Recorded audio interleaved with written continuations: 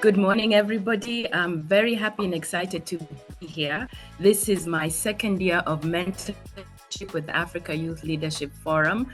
And so I'm aware you are SLDP. I think I got that right.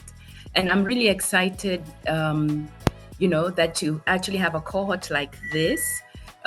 You're all very wonderful, because for you to be able to be part of this cohort, it means you've understood the value of leadership, intentional leadership, transformational leadership, and have convinced people who are able to sponsor you into this program. I am Doris Kwambo, a Kenyan, proudly Kenyan mother, an educator with over 36 years experience. Currently, I am principal of a school called Amana Elementary. Amana is a primary school, CBC school, grade 1 to grade 6. And if you're aware of what's going on, CBC is now being called CBE. We're dealing with those challenges, but more importantly is to deliver an excellent curriculum, which I am very confident that we do at Amana. And no matter what it is you've been hearing about CBC, it is the national curriculum of Kenya. Therefore, all of us need to be aware of the challenges it faces and offer positive contribution. Because if we all ridicule our national curriculum of education for children ages 3, starting from ages 3, what will happen in 20 years' time? We're not badly off. It's the politics that's taking us in different directions. So what I say to people is do the right thing. So even in my space as an educator, we go beyond the political noise to do the right thing, to make sure that the children that we work with have an excellent education. So today I am happy to again take you through a virtual session. It's different from an in-person one. I can't see you, I can't hear your voices and all of that. So you tend to think, am I talking into darkness? So I'd appreciate, your responses through chat or the reactions as well. And then I want to imagine that we prayed at the beginning of the session. Did we? Okay, you're nodding, which is brilliant. So one thing I want everyone to appreciate is that you are young leaders, Kenyan, Pan-African. Do we have anybody here from outside Kenya? Or are we all around Kenya? Machango. Well, yes, from Kenya. Everyone here is Kenyan. So, and in Kenya. All right, different parts. So wherever you are, thank you very much for logging in. I understand the challenges of digital communication. However, we will overcome those challenges and we will go forward. So I have my notes next to me right here. Challenge. The question that I would want everyone to really think about is critical thinking, design thinking. What does that actually mean to you? So I would appreciate if anybody can give us a brief comment or type in something. I'd like that. Then you can move forward.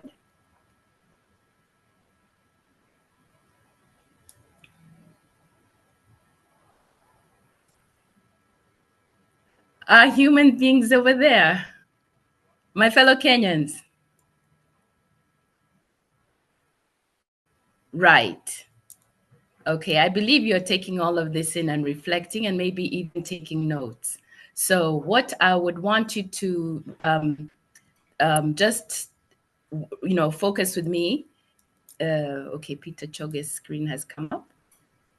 Is as we explore these two concepts, critical thinking, design thinking, let's see how it empowers leaders such as yourselves to be innovative, to lead digitally as well, ethically, and to be resilient. These are all components that are part of the course that you're doing, and I thought I would also touch on them. I would want you now just to reflect. What is your superpower? Who are you? And what is your superpower? So I'm looking at some of the names here. Oops, have I logged off? I've clicked a button. Can you see me? All right. I can see you. The screen just left. It moved. Now you're back. So, who are you and what is your superpower? As you think about that, build on it. How familiar are you already with the critical thinking and design thinking? Are you able to explain it to somebody else? Do you use it daily? So I will repeat. So you keep that in your mind as we go on. Who are you? What is your unique superpower? How familiar are you with design thinking, the design thinking process? Are you able to explain it? And critical thinking, what does it mean to you? Are you able to use it daily? If anyone is okay to give a comment in the chat, I'd be happy about that. And also empathy. What does it mean? And how do you practice it every day? Because you are a leader every day. You don't wake up and decide today I am the leader and tomorrow I am my mother's firstborn.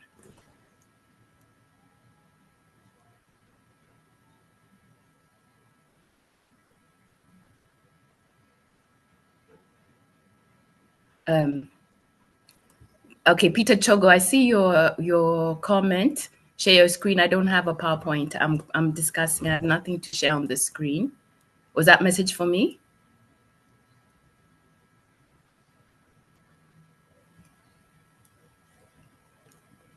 Okay.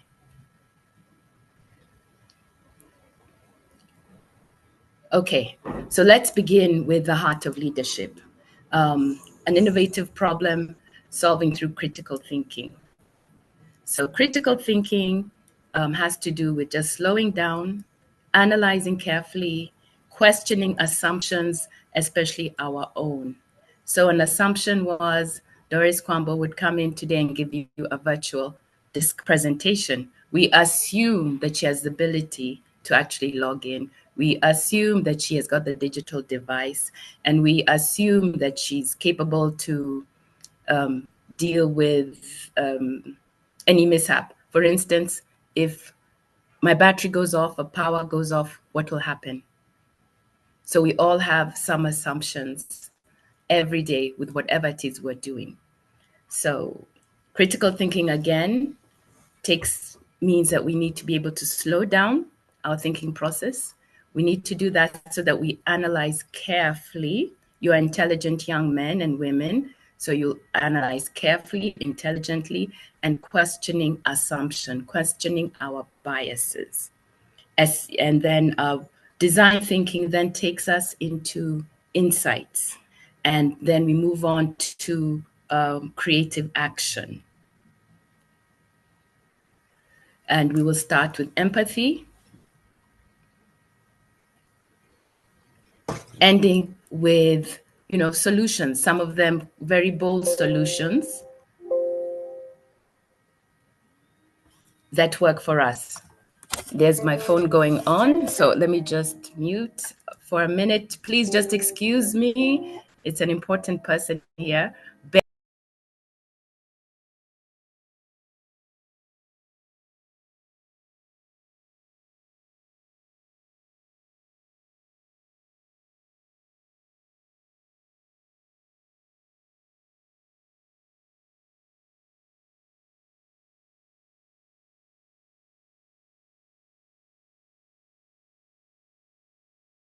I apologize for that. I assumed that I'd have remembered to put my phone on silent. I'm one of those people, if the phone rings and it's someone I have to talk to, I just can't ignore it. I hope you understand that. Okay.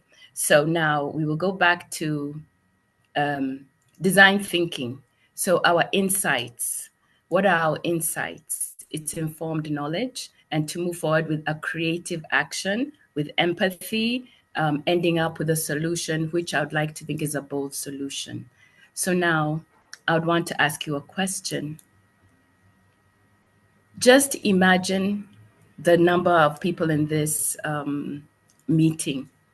Just ask yourself, how many decisions have they made from the minute they woke up to now? many different decisions. Will I log in? Will I have my camera on? What will I wear? Where will I be stationed, etc. So I searched, and Mr. Google told me, I don't know how accurate it is, but it's impressive. That did you know there are over 35,000 decisions made daily that you make over 35 decisions daily, you as an individual. All right. Most of them are automatic. Some of our automatic decisions are blinking, sneezing, those things that we do without thinking. So critical thinking therefore wakes us up to the decisions of things that are important and things that matter. Okay, I see somebody has asked my name. It's Kwambo. Let me answer that. Doris Kwambo, not Kwamboka. Kwamboka, as most of us know, is a Kisii name. I am Doris Kwambo. Kwamboka is not part of my name, Kwambo. It is not short form of Kwamboka. And maybe if I told you that I come from Vihiga County, then you'd understand. So Doris Kwambo from Vihiga County, not Kwamboka. Kwamboka is a beautiful name, but it's not my name. Okay? Brilliant. Now, there is a scientist, Albert Einstein, who said, we cannot solve our problems with the same thinking we had when we created them. So this means that we need to build our knowledge, and sometimes the knowledge comes from outside us. How does that happen? When we engage with other people, with more informed people, when we look at references, read books, search, have discussions with our mentors, take time to reflect and pray. So we move from that position where we were when we found ourselves in the problem to a more informed position. Now, you cannot be informed by yourself if you stay in the problem and just talk about the problem and identify it, and that's all. So it needs action. It needs action of thought and just, even movement to be in a position where you are with like-minded people. So, for instance, we are in this virtual space. So we didn't get into a physical meeting. But this is an opportunity that advances in technology have allowed us to meet. And I find that so fascinating, by the way. Okay. So when a problem is recurring, let's think in the community. How does it get solved? Here, I would appreciate any of the 30 people participating to give me a response. You are in some community, there is a problem that has been going on for some time. Maybe it was solved, or there's one that's going on and it needs a solution. Are we able to share an example?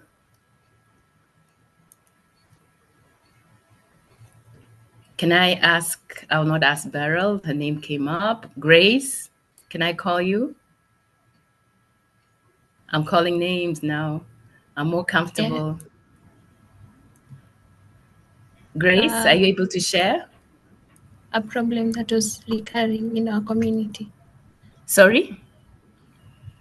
Are you talking about a problem that was recurring in our community? So that's in your community, and your community could be your school community, it could be where you come from, but where you are with people, and you are, yeah.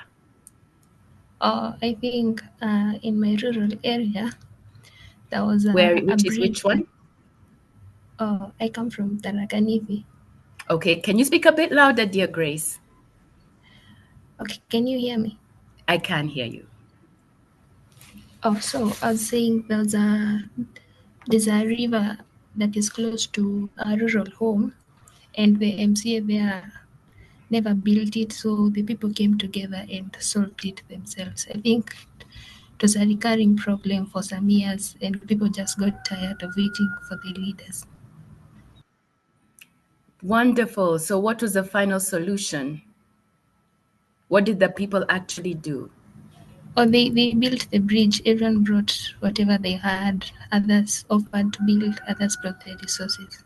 Yeah. Right. And then how long did that take? Did it take a day? Did it take a week? Did it take a year? How long? Okay, some few months, because to have to get people to be united is a bit hard, but it took shorter than the MCA did. Excellent. So Grace, how would you conclude? What did it take for the people to solve that problem? Critical thinking. Yes, critical Yeah, thinking. they thought about the possible solutions, and yeah, so they Right. decided just build it Yes, themselves. and I want to add, so the first solution was somebody else to solve the problem. Serikali tusaidie. MCA did not help. Okay. So the next thing was the power within us, the community. They knew what the problem was, and because it affected them directly, they probably had a committee, sat down, as you have said, decided what they were going to contribute and solve the problem. So how many years or weeks has it been since that problem was solved?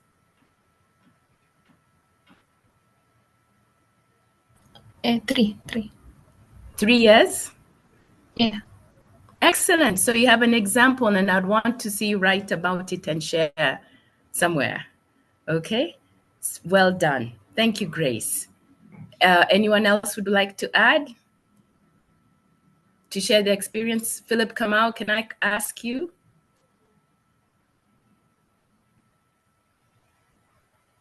Yes. Yes. Kindly repeat the question. Okay. In your community, what has been a problem that has been solved or needs to be solved really urgently? And how could that be done? If it was solved, how was that done? If Yeah. it's to be solved, how could it be done? Okay. So in my community, the problem we had was about the sewer. So Okay, please tell us your community. Where's your community? I'm in Riru. Okay. Yes. So that's where you are now. Yes. Okay. So you experience this problem every day. We had the problem, but now it was solved Okay. after the people consulted with the government who are responsible for it, the water sewers, and they came because it was flooding to a point that the sewer was getting into houses. But after some few consultation and threatened to maandamano, they decided to to do it. So now it was solved and we are good. Okay. Did you actively contribute to the solution? Yes. How did you actively do that? Take part? When the people came with the tractors to dig the trenches and construct it, they were digging just outside down where I live. So I was there trying to control them, not to cut the water pipes that was bringing the water into the plot and all that. Okay. Yes. Well done. Thank you, Grace, and thank you, Philip, for your wonderful true to life examples. I'm very impressed and I'm proud of both of you.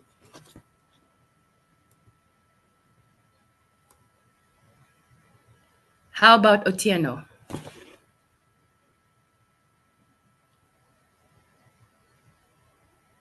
Otieno? Oh, hey, madam.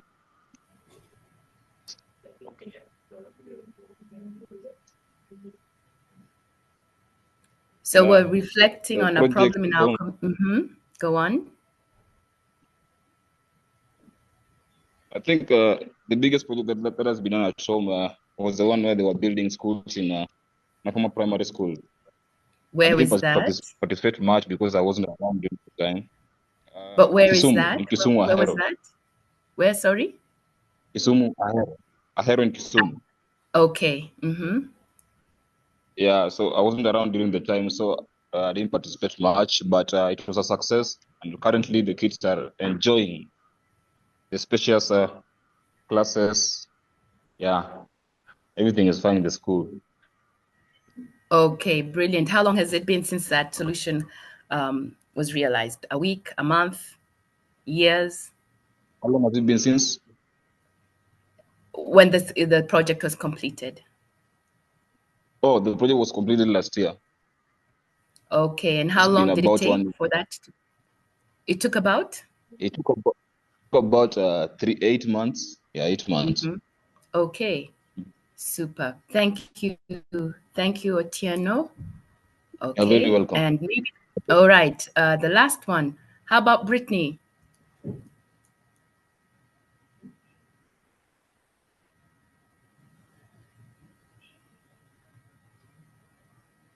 Oh, somebody has put in the chat. So before, Machago, are you there? Could you read what's in the chat, please?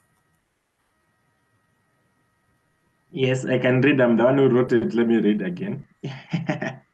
Oh, okay. Yes. When I wanted to write the villagers. When the villagers in my Bere community noticed that the KFS had not controlled our local hill, they started farming in it. Funny enough, the regulation barring people from farming there was because was brought about by the rolling stones. So people we used to farm there, but the rocks in the mountain used to roll and kill people. So that was the control. Now the chief, now people collectively, the chief, the headman, and the community elite, those people who have degrees, came together, bought trees, and now started uniting people to plant trees and protect their land. And they lobbied for the KFS officers to come and man the hill. And everybody now hunts those people who farm there and take them to jail themselves as a collective initiative by the community. Excellent. Masahij says mine is garbage collection. So who has said that? Mercy. Please tell us what community. Mercy, from which community, and how is it solved? Good morning. Yes, Mercy. So in my community, there was a problem of improper garbage disposal. Okay, so the local leaders did take part in helping. So my community came up with a solution, and residents organized regular cleanup drives, and they set up their own recycling. And I was one of the volunteers who did that. And it really worked because we took the ownership of the space and we didn't wait for the government action. Yeah. So brilliant. what I can say is everybody can take initiative and make meaningful change to a community rather than waiting for leadership to fall. Yeah. Yes, thank you. Your conclusion was brilliant, and I think it sums up what everyone has said. Everyone can take initiative rather than waiting for leadership, but you are also leaders, but brilliant. And I believe we're all on the same page. So let's reflect on what I'd said at the beginning. Leadership, innovative problem, at the heart of leadership is an innovative problem solving through critical thinking. Okay? Critical thinking, remember, slowing down, analyzing, questioning assumptions, especially our own. Then design thinking takes us through our insights, and we move to have creative solutions. So one assumption for some of these situations was somebody else was going to do it. And when the somebody else didn't show up, we were part of the group that did it. And as Otieno said, he was not there when it was being done, but I believe he also feels part of the solution because he understands the problem quite well. All right, so I would want a feel-good moment. Is anybody able to give me an emoji to show me how you're making progress with this session? In other words, you're enjoying yourself. So let me see that you're enjoying yourselves. Your thumbs up, please.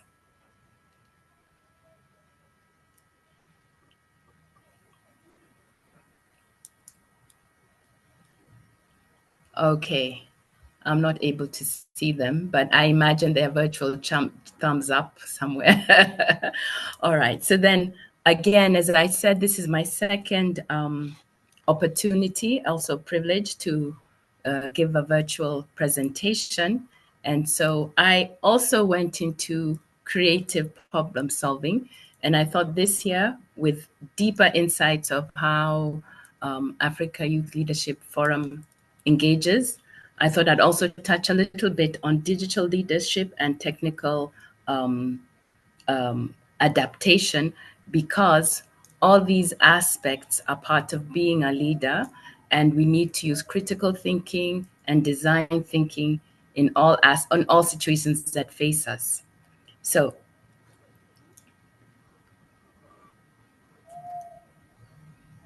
leadership. When you think of our political scene, the noisiest people are our leaders. But is leadership all about speaking loudly? Is leadership about speaking loudly? I want to say it is about speaking clearly, being ethical, and purposeful. Now, in digital spaces such as this. So, an interesting fact is Africa's youth, like all of you, is 70% of the population in many countries, 70% in many countries. And it is said that by 2050, 1 in 4 of the world population will be African. Imagine that. So that is in just 25 years. How old will you be in 25 years? All right. So what we need to do now is also understand that we can take up leadership in digital places to have influential global conversations. There's a young innovator, Kenyan, called Juliana Rotich. I wonder if anyone has heard of her. All right. So Juliana said technology is not Dawa. It is a tool. I'm paraphrasing what she said. It is a tool. And thinking, it is the thinking behind that tool that matters. So it's how we use our the tools that are available to us that matters. And those are decisions that have to be made. And how are they made? We go back to our skills, critical thinking and design thinking. For those of you here, maybe you are waiting to go and do a quick TikTok, or maybe you want to follow up on what's happening in the TikTok space. Is that contributing to leadership with influence, with an influential global dialogue? So that's something I hope that you think a little bit more deeply. Okay. So as we use technology, how are we helping others to adapt to use it? There are digital challenges that face us, a bandwidth, there's a digital divide, access to digital devices. Yet whether you have a digital device or not, there are lots of decisions and conversations going on in that digital space. So you miss out. Is missing out a good thing? Is missing out a bad thing? So let's think about inclusion and ethics when we are using our digital devices. When you visit your parents or your grandparents who may not use their phones or smartphones for more than receiving calls,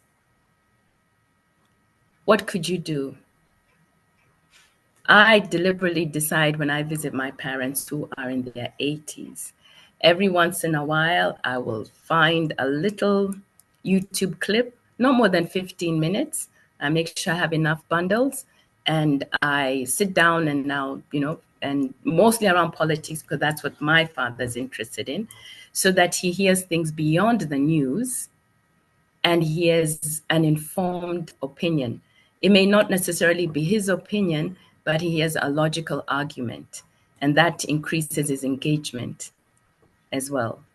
So that's an example from me. Is anyone able to give an example of how you decide to use your access to technology to help others?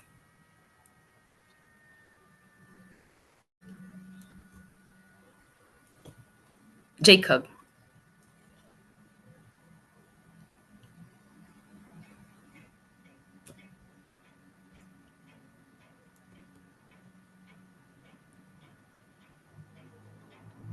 Okay, Salome.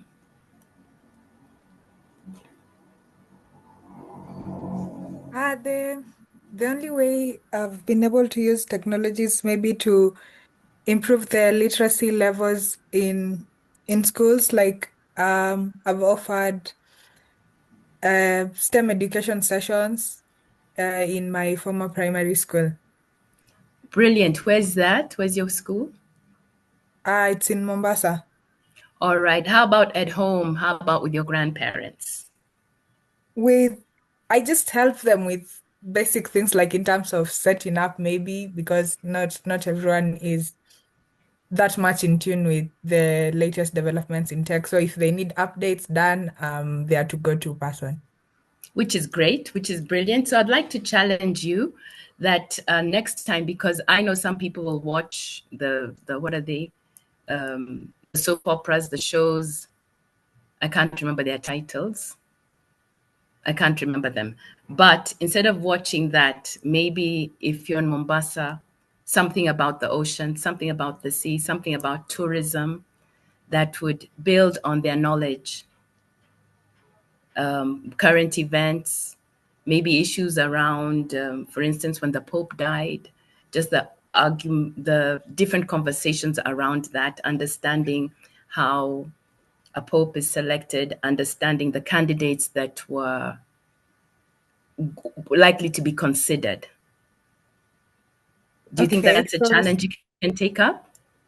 yeah. So like the same way people do civic education. That's one way, yes. Okay, yeah. Yes. That could work. Yeah, and it can be outside the ordinary, outside what we're comfortable with. I actually did one with my friends. I wasn't like the main host for it, but one of my friends was doing it as a project for law school. But we got to educate the community in terms of the law of succession and things to do with inheritance. Brilliant. Well Yeah. done. Thank you. All right. Richard, are you there?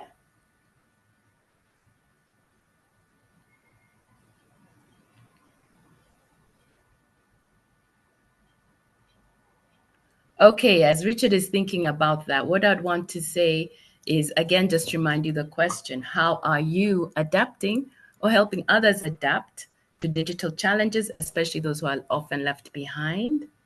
What I'd like us to consider is thinking about inclusion and ethics in technology already means that you are leading with insight and not just impulse.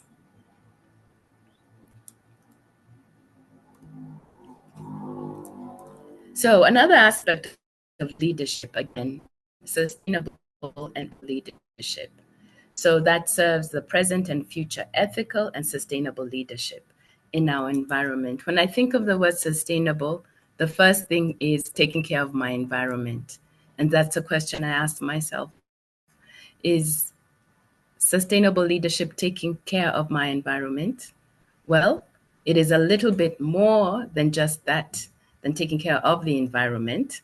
It has to do with balancing social, economic, environmental needs for lasting impact. Lasting impact mean? Kevin. Oh, Ruth, your hand is up. Thank you, Ruth.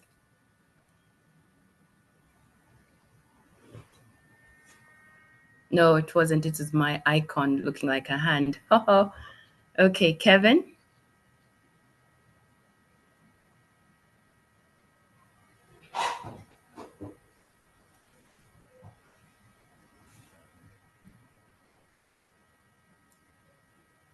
How about Brenda?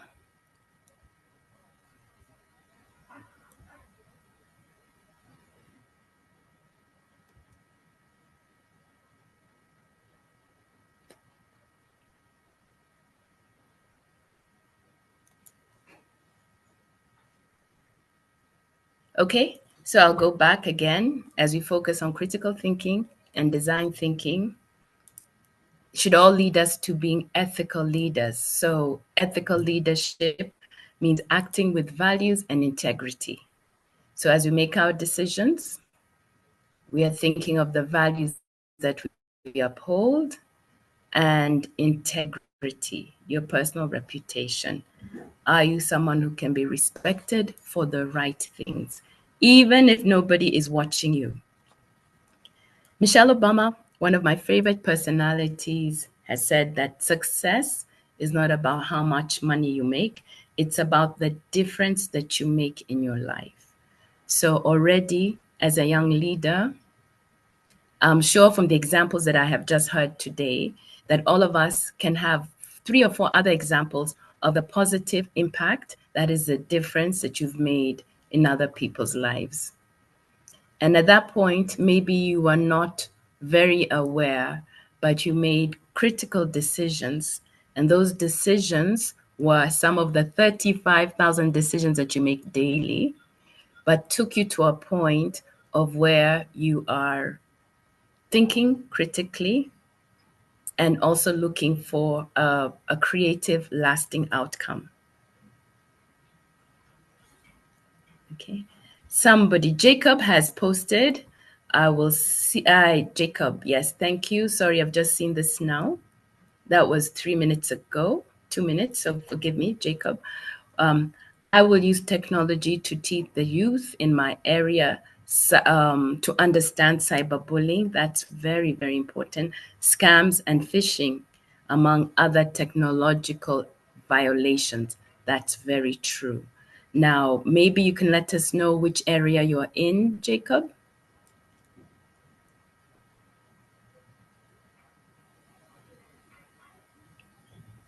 So I will just pick up Jacob's example, and that is a leadership decision that he's made right there, prioritizing long term over short term.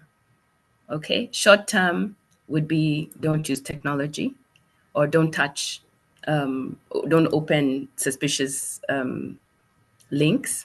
But long term is helping them understand. And you've said you've identified 3 categories, which means you've thought about it. I hope you haven't been affected too badly with it, but that for me is a good example for long-term solution within your community. And you know that when you teach one person, they're likely to teach others as well. And I'm hoping that you can share, encourage them to teach others. And you've added that you've had a bad experience. Wow, I'm very sorry. You've had an experience with it, probably a bad one, but now you know better. And true, they say when we know better, we do better. And I want to add, when we know better, we do better and we show better.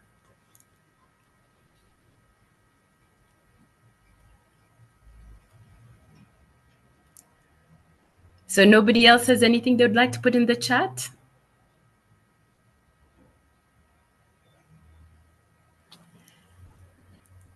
Okay, so linking what we are reflecting on, critical thinking and design thinking, to ethical thinking so that we are using our decisions to build trust and legacy, powered by critical thinking and empathy-driven design. So what I'm hoping that you're able to get is that they really just go hand in hand, and you cannot separate them from different aspects of your life. Once you're a leader, all these things are intertwined. And of course, then that will also take us to touch on a little bit about emotional intelligence and resilience for key leadership skills. So high-performing leaders, they say, aren't always the smartest, but they're those who understand and manage their emotions well. I'm sure all of you here are feeling some type of way about something, but you're able to present yourself for the day, take up challenges without showing everybody that you're in a bad mood or that you are very angry or overly excited. Maybe there's something that's going to happen after this presentation. You're looking forward to going to another event. It could be a wedding, it could be a birthday party, it could be anything. But you're holding your emotions in check. So those are the things that you need to do so that you're balanced as you go forward. And should a bad experience happen, you're down, you bounce back. You bounce back, not because the experience was not bad, not because you are not hurt or offended or did not experience loss, but you bounce back because you're resilient and you go on now to deal with what life is facing you. So it takes a high level of emotional intelligence. So Oprah Winfrey had said, turn your wounds into wisdom. That's resilience. And being resilient also builds you as a leader. We don't imagine that leaders don't have problems. They have many problems, many challenges, yet they have to step up for the society that they lead. When we think of our current crop of political leaders, we are left to draw our own conclusions. But when I think of this cohort, I know that you are able to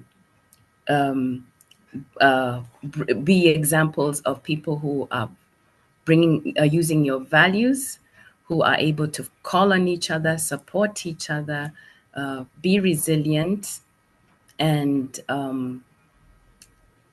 be evidence of high-level leadership, transformational leadership. Because remember, what you go through teaches you. It teaches you something, and you will rise from it, and you learn from it, and other people also learn from you as well. And those experiences, again, will then go on and impact your decision-making skills. You'll be richer for it. You'll be better critical thinkers.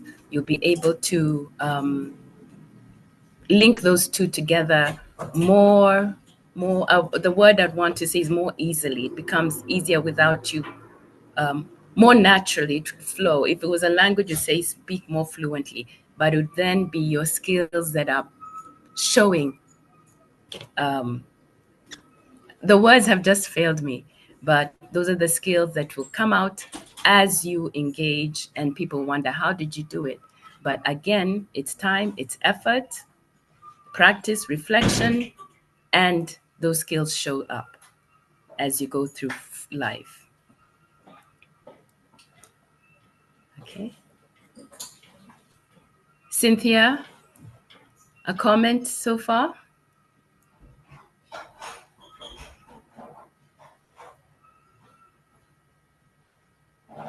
Vivian, how about Vivian?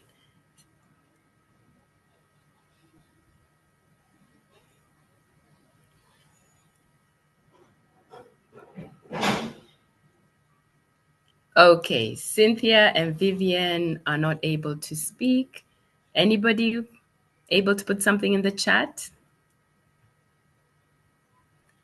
Somebody can type. Vivian, yes, please go ahead and type.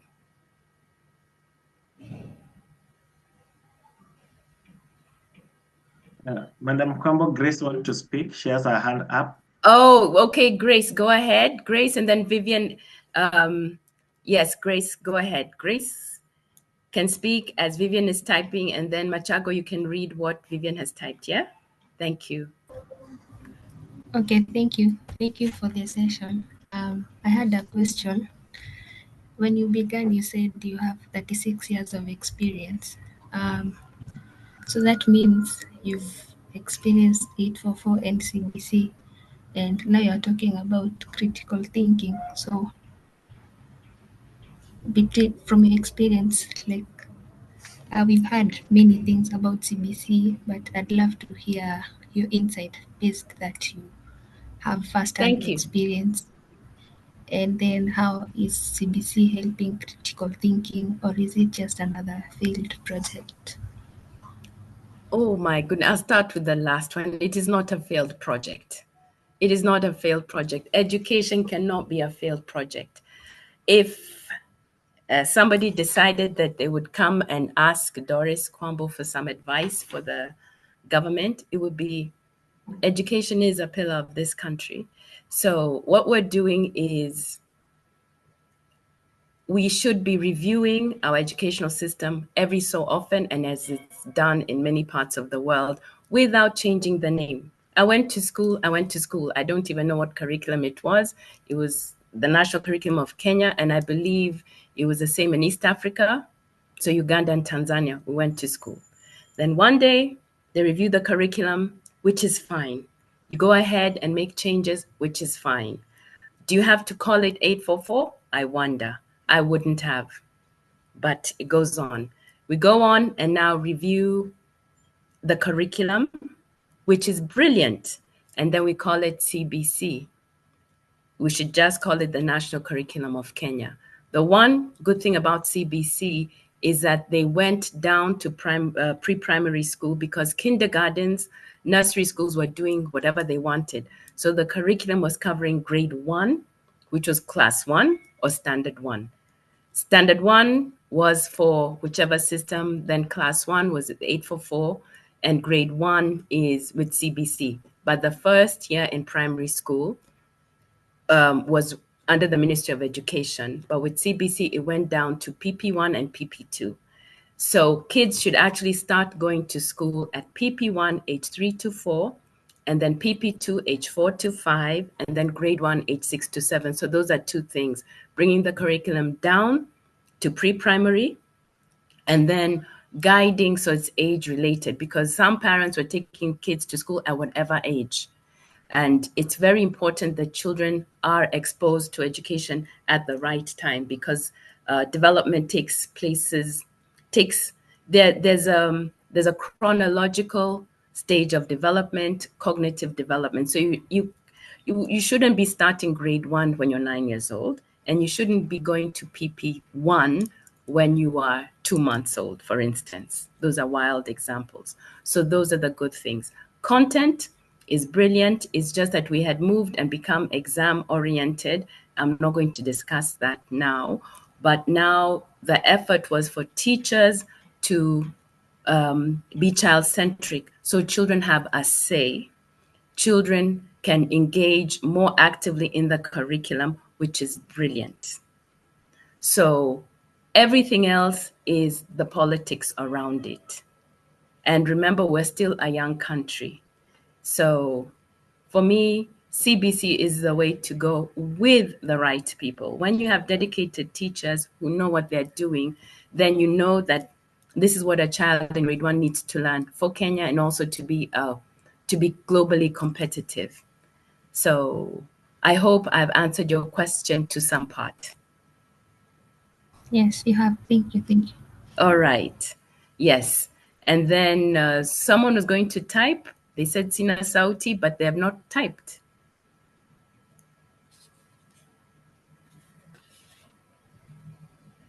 Okay. So I understand there could be many challenges still going on. Yes, CBC nurtures values and skills, not just academics. Can I just rephrase that, Teresa? It's as we are building the child's academic skills. Academics are very, very important, but we are encouraging now values and skills to be part of that. Academics is very important. And not that everybody has to be an A student, but everybody does their best. So I still say academics is important, but balanced with the skills and values.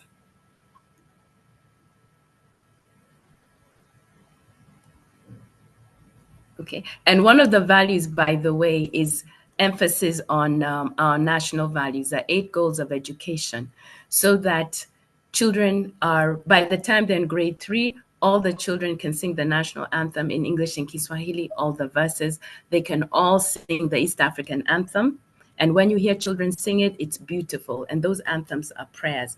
So that is an attempt to just get us to be proud of ourselves as a people, as a country, as a region. Okay, Teresa says she's not sure what she's typing. I don't know. Machogo, can you help me there? Chogo, education has been made to mean only academics, while it involves all dimensions: physical, mental, spiritual, and social, which is very true. Education has remained that, but who has made it seem like it's only academics?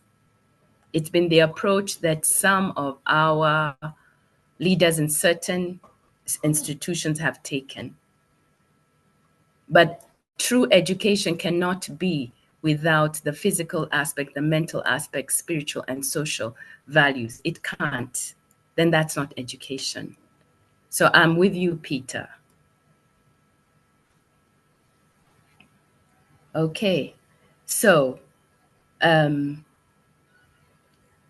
again, what I'd want us to think about is where we are now. You're thinking about your career paths critically, your values, and what the world needs. And also using design thinking to solve real problems, real world problems. We had wonderful examples here today. So I'm feeling like I'm pressed for time. And I'm also trying to get used to the fact that this is a digital space. I can't see your faces. I am making myself believe that you're listening and you're participating internally.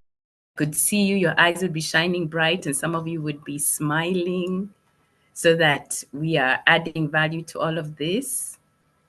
All right. As you can tell, I'm a people person. I like to connect. Okay. So just before we close, remember the question I asked: who are you and what is your superpower? All right. So who are you, Isaac? Who are you, Teresa? Who are you, Kevin? You are who you are.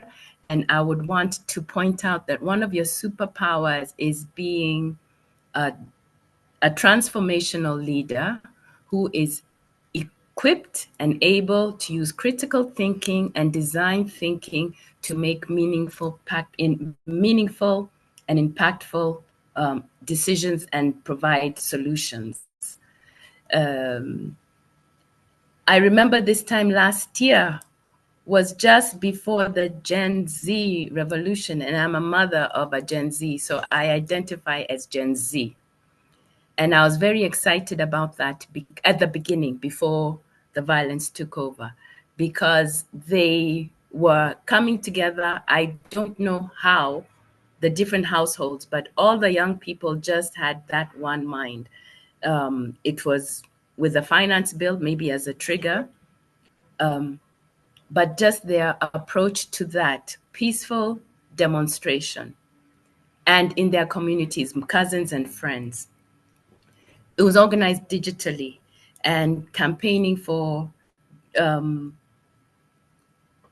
I want to be careful with the words that I use, but with their activism, getting us to think, for instance, for the finance bill, that was the first time in many years that I understood what the finance bill was about. And that was from watching a girl on TikTok or whatever platform she used, but explaining it and breaking it down in a way that I had not been able to understand before. So that was fine, informative. But they used the digital space as an example of how thoughtful and empathetic leadership in action. And all I can speak about is that first week. And I'm sure all of you have your own experiences with that, but I'd want you to remember what Steve Jobs said. Design is not just about what something looks like, it's how something works. So SLDP, cohort 11, is it? Cohort 11? Yes. As I'm about to close, I would want you to remember that we are all very proud of you. You should be, and I'm sure you are, but grateful for your family's support and everybody who's enabled you to be part of this cohort. And that your leadership, yes, your leadership, not the leadership of tomorrow, but your leadership today is thoughtful and functional. That means you think, you take time to think, you slow down, you analyze, you ask questions, you go beyond your own assumptions, and then you look for a solution and you look for those who can help you come to a very bold conclusion. So your leadership is thoughtful and is functional. Who are you? What is your superpower? How will you lead with insight, with empathy, and with intention? That is a question that you will answer. More importantly, through your action from today and going forward as part of SLDP and as, I hope, very proud Kenyans. So thank you very much.